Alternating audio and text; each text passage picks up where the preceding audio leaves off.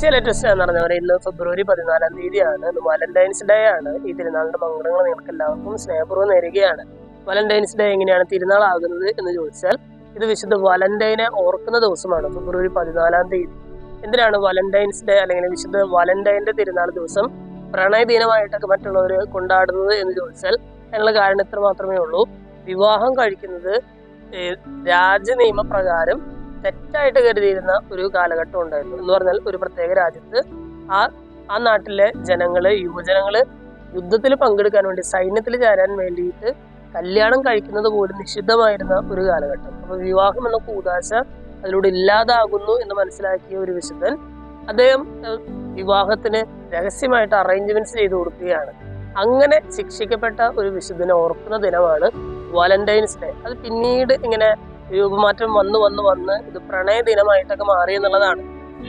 പരസ്പരം സ്നേഹബന്ധത്തിലാകുമ്പോൾ എല്ലാവരും മനസ്സിലാക്കേണ്ട അല്ലെങ്കിൽ ശ്രദ്ധിക്കേണ്ട വലിയൊരു കാര്യത്തെ കുറിച്ച് ഇന്നത്തെ സുവിശേഷത്തിൽ ഈശോ നമുക്ക് മുന്നറിയിപ്പ് നൽകുകയാണ്.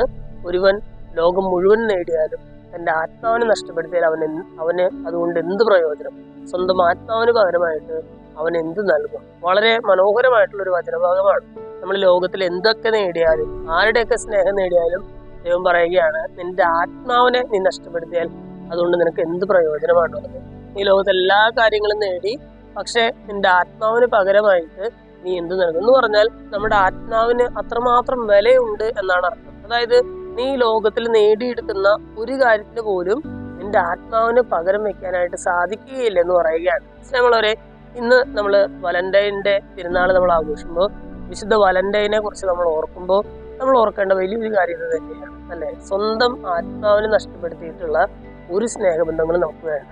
അതായത് പാപം എന്ന് പറയുന്ന ഒരു സംഗതി കയറി വരുന്ന ഒരു റിലേഷനും നമുക്ക് വേണ്ട എന്നുള്ളതാണ്.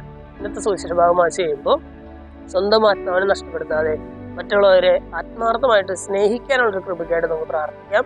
ദൈവം നമ്മെല്ലാവരെയും സമൃദ്ധമായിട്ട് അനുഗ്രഹിക്കും.